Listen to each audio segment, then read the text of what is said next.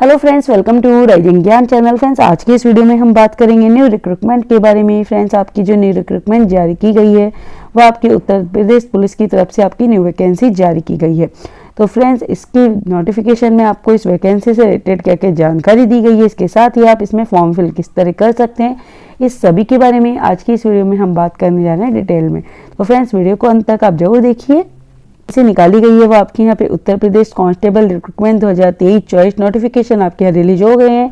60,244 post के लिए आपकी वैकेंसी जारी की गई है। फ्रेंड्स, सबसे पहले हम आपसे एक रिक्वेस्ट करते हैं कि अगर आपने अभी तक हमारे चैनल को सब्सक्राइब नहीं किया है तो प्लीज़ आप हमारे चैनल को सब्सक्राइब कीजिए, बेल आइकन दबाइए, वीडियो को लाइक कीजिए, शेयर कीजिए, इससे आपको सारी अपडेट मिलती रहें। जो ऑर्गेनाइजेशन है वो आपका उत्तर प्रदेश पुलिस है, पोस्ट नेम कांस्टेबल है, नंबर ऑफ वैकेंसी आपकी यहाँ पे 60,244 पोस्ट है, लोकेशन आपकी उत्तर प्रदेश रहने वाली है। अप्लाई लास्ट डेट 16/1/2024 है।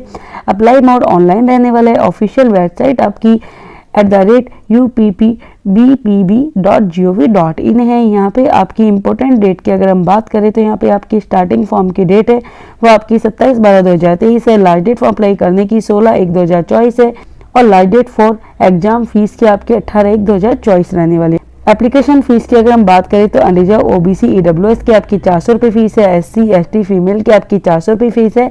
पेमेंट मोड आपका ऑनलाइन रहने वाला है। तो आपकी मिनिमम एज फॉर 1/7/2023 के अकॉर्डिंग काउंट की जाएगी तो मिनिमम एज आपकी 18 year, maximum age for male की आपकी यहाँ पे 25 ईयर और मैक्सिमम एज फॉर फीमेल की आपकी 28 ईयर बताई हुई है। और एज का रिलैक्सेशन आपको गवर्नमेंट रूल के अकॉर्डिंग दिया जाएगा, जिसमें सभी कैटेगरी के मेल एंड फीमेल कैंडिडेट की 3 ईयर आपको एज का रिलैक्सेशन यहाँ पे दिया गया है। यहाँ पे आपकी क्वालिफिकेशन को अगर हम देखें तो 12th पास आपकी होना जरूरी है। इसके साथ ही आपकी यहाँ पे कैटेगरी जो पोस्ट आपकी डिवाइड की गई है उनको यह देख लेते हैं। तो अनरिजर्व की आपकी यहाँ पे 24,102 पोस्ट है। डब्ल्यूएस की आपकी यहाँ पे 6,024 पोस्ट है। ओबीसी की आपकी 16,264 पोस्ट है। एससी की आपकी यहाँ पे 12,650 पोस्ट है। एसटी की आपकी यहाँ पे 1,204 पोस्ट है।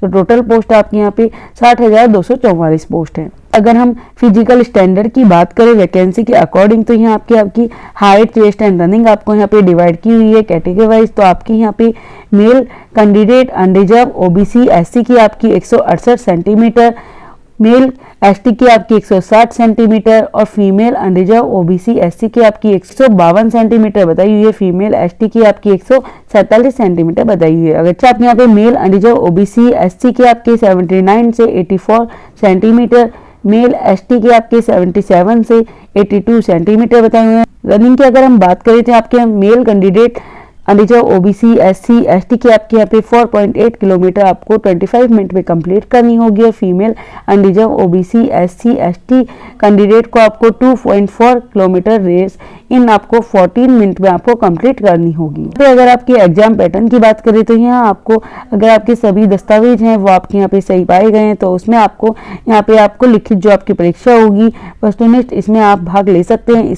यहाँ आपका जो रिटर्न एग्जाम होगा वो आपका यहाँ पे 300 अंकों का होने वाला है और 2 आवर्स का टाइम ड्यूरेशन रहने वाला है। इस लिखित परीक्षा में आपके जो विषय हैं वो आपके सामान्य ज्ञान, सामान्य हिंदी, सांख्यिकी, मानसिक योग्यता, मानसिक अभिरुचि, अभिलब्धि, तार्किक क्षमता का आपका यह पेपर होगा। तो यहाँ पे आपकी नेगेटिव मार्किंग है वो आपकी रहने वाली है जो कि आपकी 0.5 अंक यहाँ पे होगी। और इसके अलावा आपके यहाँ पे 150 क्वेश्चन होंगे और इनका जो सही आंसर है उसके आपको 2 अंक यहाँ पे दिए जाएंगे। मार्कशीट के अकॉर्डिंग ये पेपर आपका लिया जाएगा। अब इसकी हम देख लेते हैं कि आप इसमें फॉर्म फिल किस तरह कर सकते हैं। फ्रेंड्स, फॉर्म भरने के लिए सबसे पहले आप इसकी जो ऑफिशियल पोर्टल है उस पर आप यहाँ पे जाएंगे तो आपको यहाँ पे अप्लाई का जो ऑप्शन है वो आपको मिल जाएगा। इससे अकॉर्डिंग आपको यहाँ पे जो आपकी इम्पोर्टेंट डेट है, आपकी वैकेंसी है और किस तरह आप इसमें अप्लाई कर सकते हैं इन सभी को आप इसमें यहाँ पे जाके देख सकते हैं। तो फ्रेंड्स, फॉर्म भरने के सबसे पहले आप अप्लाई पे यहाँ पे क्लिक करेंगे तो आप अप्लाई नाउ पे क्लिक करेंगे। सबसे पहले आपको कैंडिडेट का यहाँ पे नाम है वो आपको डालना होगा। आपका लास्ट नेम है तो आप लास्ट नेम डालेंगे। उसके बाद आपको यहाँ पे आपका जो फुल नेम है तो कैंडिडेट का फुल नेम आपको डाल देना है। उसके बाद आपकी जो भी डेट ऑफ बर्थ है आपकी डेट ऑफ बर्थ आपको यहाँ पे डालनी होगी। आपका जो भी डेट ऑफ बर्थ है तो आप कैलेंडर में से अपनी जो डेट ऑफ बर्थ है वो आपको यहाँ पे डालनी होगी। और 3 ईयर का आपको जो रिलैक्सेशन दिया गया है ये आप यहाँ पे देख सकते हैं, जिसमें आपको यहाँ पे इसके नोटिफिकेशन में भी बताया हुआ है कि आपको जो आपको एज में छूट दी हुई है वो आपको किस तरह यहाँ पे मिल जाएगी। तो आप इसमें से सेलेक्ट कर लेंगे। उसके बाद आपकी जो भी आपकी फादर नेम है, फादर नेम आप डालेंगे, आपका मदर नेम डालेंगे, आपका जो भी जेंडर है, जेंडर आप सेलेक्ट कर लेंगे, आपका जो भी वैलिड मोबाइल नंबर है वो आप यहाँ डालेंगे, 2 बार आप डालेंगे, और आपकी ईमेल आईडी भी आप 2 बार यहाँ डाल देंगे। उसके बाद आपकी नेशनलिटी आप सेलेक्ट कर लेंगे। कैटेगरी में आते हैं, अपनी कैटेगरी आप यहाँ से सेलेक्ट कर लेंगे। कैटेगरी सेलेक्ट करने के बाद अगर आप SC ST OBC EWS OD में अगर आप रहे हैं तो आप अपने अकॉर्डिंग यस करेंगे, और उसके बाद आप अगर आप नहीं रहे तो आप सिंपली आपने नो कर देंगे। इसके बाद आप यहाँ पे अगर आपका यहाँ पे आता है कि अगर आप उत्तर प्रदेश के निवासी नहीं है, सिंपली आप नो कर देंगे। आपका जो डोमेस्टिक स्टेट है वो आपको सेलेक्ट करना होगा और आप जनरल में ही अकाउंट होंगे। और अगर आप उत्तर प्रदेश के निवासी आप यस करेंगे, एक्चुअल जानकारी है वो आपको देनी होगी, हम सिर्फ सैंपल के तौर पे आपको ये बता रहे हैं। और इसके बाद आपको यहाँ पे आपकी जो भी कास्ट में आते हैं वो आपको यहाँ पे सेलेक्ट करनी होगी। जैसे कि आप यहाँ पे EWS में अगर आप आते हैं तो आप ये सेलेक्ट करेंगे। और यहाँ पे ध्यान रखना है कि आपका जो भी कास्ट सर्टिफिकेट है वो आपका यहाँ लास्ट डेट से पहले बना होना चाहिए, कट ऑफ डेट से पहले नहीं बना होना चाहिए। इस बात का आपको यहाँ ध्यान रखना है। इसके बाद आपकी जो भी यहाँ डिटेल है वो आप यहाँ पे किस अथॉरिटी ने आपका यहाँ जारी किया था, सर्टिफिकेट की इश्यू डेट क्या है, आपका जो सर्टिफिकेट का सीरियल नंबर है वो क्या है, और किस श्रेणी में आपका यहाँ पे जो आपका सर्टिफिकेट एप्लीकेशन नंबर है वो आपको यहाँ डालना होगा। तो आपकी सभी डिटेल आप यहाँ डालेंगे। आपका जो रेड पॉइंट है उन डिटेल्स को आपका डालना है कंपलसरी। क्या आप स्वतंत्रता सेनानी के आश्रित हैं तो आपको यस नो अपने अकॉर्डिंग कर सकते हैं। क्या आप उत्तर प्रदेश सरकार में कर्मचारी हैं, आपके पास आवश्यक प्रमाण पत्र है तब यस नो कर सकते हैं। क्या आप गार्ड में न्यूनतम 3 वर्ष की सेवा की है या भूतपूर्व सैनिक है तो आपको अपने अकॉर्डिंग ये यस नो कर देना है। इसके बाद आपकी जो भी यहाँ क्वालिफिकेशन है वो आपको क्वालिफिकेशन यहाँ करनी होगी। तो आपकी 10th है तो आपका 10th का बोर्ड का नेम आपको यहाँ पे डालना होगा। इसके बाद आपका जो भी यहाँ पे मंथ और ईयर है पासिंग वो आपको यहाँ पे सेलेक्ट करके डाल देना होगा। इसके बाद आपका जो भी रिजल्ट स्टेटस है तो आपका यहाँ पे पास आपको है तो आप पास डालेंगे। इसके बाद आपका जो भी रोल नंबर है रोल नंबर आपको डालना होगा। इसके बाद आपका जो मार्कशीट में सीरियल नंबर है सीरियल नंबर सर्टिफिकेट मार्कशीट में आपको डालना होगा। इसके बाद आपका यहाँ पे जो भी 12th का बोर्ड है तो आपको बोर्ड का नेम यहाँ पे डालना होगा। तो आपका 12th का बोर्ड का नाम डालेंगे। आपके जो पासिंग मंथ और ईयर है वो आपको डालना होगा। आपका रिजल्ट स्टेटस है वो आप यहाँ डाल देंगे। आपका रोल नंबर आपको डालना होगा और आपकी जो भी है सर्टिफिकेट मार्कशीट सीरियल नंबर है वो आप यहाँ पे डाल देंगे। डिटेल भरने के बाद आपका यहाँ पे आता है कि आपने कंप्यूटर में O लेवल प्रमाण पत्र प्राप्त किया है तो आपको यस नो अपने अकॉर्डिंग कर देना है। क्या आपने 2 साल की न्यूनतम अवधि के लिए प्रदेश में सेना में काम किया, यस नो आपको कर देना है। क्या आप राष्ट्रीय कैडेट भी प्रमाण पत्र प्राप्त किया, यस नो अपने अकॉर्डिंग कर देंगे। इसके बाद आपकी जो भी आपका कोरेस्पोंडेंस एड्रेस है वो आपको यहाँ पे डालना होगा। तो आपका जो भी कोरेस्पोंडेंस एड्रेस है वो आप यहाँ डाल देंगे। आपका जो भी यहाँ पे स्टेट है आपका स्टेट आप डाल देंगे। आपकी जो भी डिस्ट्रिक्ट है डिस्ट्रिक्ट आप डाल देंगे। उसके बाद आपका पिन कोड नंबर आपको डाल देना है। इसी तरह अगर आपका correspondence address permanent address same है तो सेम एज करेंगे, नहीं तो आप इसको अलग अलग भर देंगे। और इसके बाद प्रीव्यू एंड सबमिट पे आप यहाँ पे क्लिक कर देंगे। यहाँ पे क्लिक करने के बाद इसके बाद आपको कुछ इंस्ट्रक्शन दिए हुए हैं, आपको रीड यहाँ पे करना है। डिक्लेरेशन आपको यहाँ पे कर देना है। डिक्लेरेशन करने के बाद आपको यहाँ पे कैप्चर कोड भरना होगा तो कैप्चर कोड आप भरेंगे। कैप्चर कोड भरने के बाद आपको यहाँ पे सबमिट एंड नेक्स्ट पे आपको यहाँ क्लिक कर देंगे। अगर आपको कुछ गलती लगती है तो एडिट पे जाके आप सही कर सकते हैं।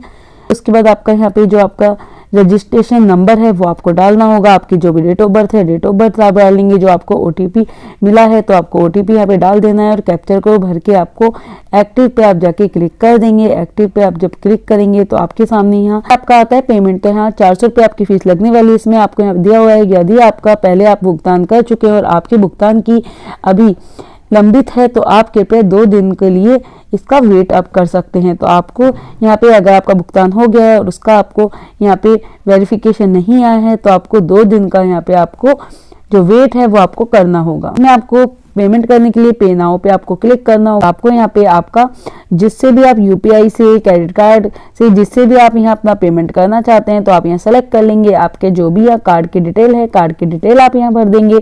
तो आप जिससे भी अपना पेमेंट करना चाहते हैं वो आप यहाँ सेलेक्ट कर लेंगे। आपके कार्ड की डिटेल भरने के बाद पे नाउ पे आपको क्लिक करना होगा। पे नाउ पे जब आप क्लिक कर देंगे उसके बाद आपका पेमेंट यहाँ पे हो जाएगा। इसके बाद आपका आता है यहाँ पे डॉक्यूमेंट्स अपलोड। तो आपको यहाँ पे सबसे पहले आपका जो फोटो है वो आपको अपलोड करनी होगी। आपकी फोटो सिग्नेचर की साइज भी आपको यहाँ दे के रखिए। उसके बाद आपका यहाँ पे जो भी आपका यहाँ पे 10th और 12th की आपके सर्टिफिकेट है वो आपको यहाँ पे अपलोड करना होगा। इसके साथ ही आपका यहाँ पे जो कास्ट सर्टिफिकेट है और आपका जो मूल निवास सर्टिफिकेट है आपका डोमेंसल वो आपको यहाँ पे अपलोड करना होगा। इसके साथ ही आपको यहाँ लिखा हुआ है कि डिजी लॉकर के माध्यम से भी आप इसे अपलोड कर सकते हैं, पर ये अभी आपका उपलब्ध नहीं है क्योंकि फॉर्म अभी स्टार्ट हुए हैं। तो जैसे ही आपका ये यहाँ पे डिजी लॉकर का जो आपका ऑप्शन है वो भी आपका बाद में आ जाएगा। तो इससे अगर आप करना चाहते हैं इसे भी आप कर सकते हैं। तो आपको अपनी जो भी यहाँ पे डॉक्यूमेंट्स है रिक्वायर्ड आपके मांगे गए हैं तो वो सभी आपको डॉक्यूमेंट्स यहाँ पे अपलोड आपको कर देना है। इन सभी की साइज आपको देके रखी है।